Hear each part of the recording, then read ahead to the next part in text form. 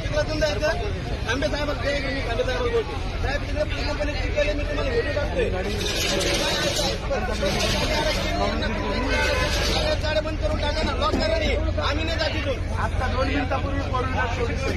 अरे पाण्याची गाडी होती पाण्याची गाडी होती पाण्याची गाडी होती डॉक्टरांची गाडी होती सगळ्याच गाड्या नका जाऊन देऊ सरपंचाला सोडा साहेब परिस्थिती पाहूनच आम्ही तुम्हाला आलोय म्हणून आम्हाला काय म्हणतोय हे लॉक करून टाका नका दादा काय